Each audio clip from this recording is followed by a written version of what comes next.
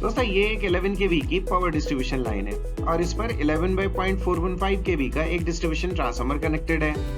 इससे LT lines निकलकर आपके और हमारे घरों तक 415 वोल्ट और 220 वोल्ट की सप्लाई लेकर आती हैं। अब मुझे मेरे घर के लिए 220 वोल्ट चाहिए इस बल्ब को जलाने के लिए, तो एक फेज वायर और एक न्यूट्रल वायर डालनी पड़ेगी। इलेक्ट्रिसिटी कंपनी का मीटर भी लगवाना पड़ेगा, आखिर बिल भी तो भरना पड़ेगा।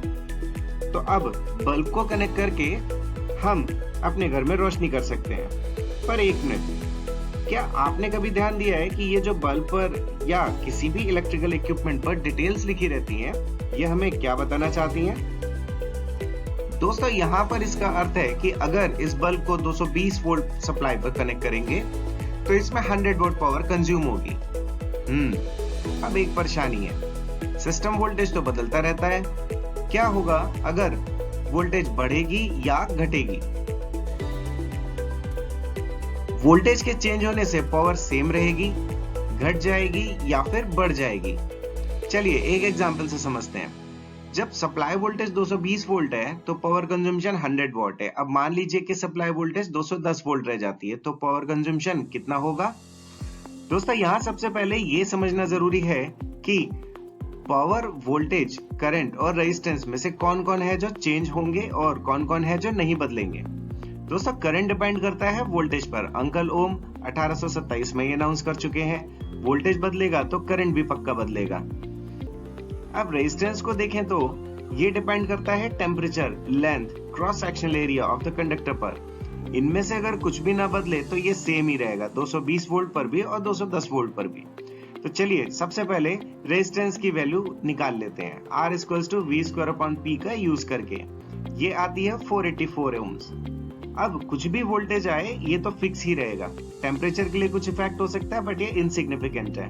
अब 210 वोल्ट पर नई पावर निकाले तो P = V² R से ये आती है 91 वॉट्स, यानी पावर घट गई। जी हाँ दोस्तों, वोल्टेज घटने से इक्विपमेंट कम पावर कंज्यूम करता है। अब ऑब्वियस सी बात है कि कम पावर यूज करेगा तो बिजली का बिल भी कम आएगा, पर साथ ही बल्ब हल्का जलेगा, या यूं कहें कि रोशनी कम देगा। तो दोस्तों मॉरल ऑफ द स्टोरी ये है कि बल्ब को रेटेड वोल्टेज पर कनेक्ट करने से वो अपनी रेटेड पावर कंज्यूम करता है और अपना बेस्ट आउटपुट देता है, यानी कि बेस्ट ग्लो करता है। वोल्टेज के घटने से बल्ब कम पावर लेगा और कम रोशनी देगा।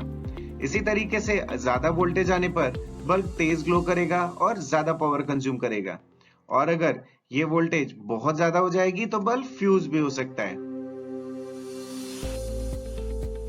तो दोस्तों अब चलते हैं हम अपने दूसरे क्वेश्चन की तरफ। पावर तो कांस्टेंट रहती है, पर ट्रांसफार्मर पढ़ते वक्त ये स्टेटमेंट हमने इतना सुना है कि अक्सर ये हम कहीं भी फिट कर देते हैं। तो चलिए यहाँ हम जान लेते हैं कि ये स्टेटमेंट कब, कहां और किस रेफरेंस में अप्लाई होता है। एक बार फिर से जल्दी से नेटवर्क ड्रॉ कर लेते हैं, पर अब की बार थोड़ा डिफरेंट स्टाइल अडॉप्ट करते हैं। ये आई एक 11 केवी लाइन, ये आया डिस्ट्रीब्यूशन ट्रांसफार्मर, फिर इससे निकालते हैं एलटी लाइन के 3 फेजेस, एक न्यूट्रल भी बना लेते हैं। चलिए अब यहाँ पर हम एक बल्ब कनेक्ट कर लेते हैं, वही 220 वोल्ट 100 वोल्ट वाला।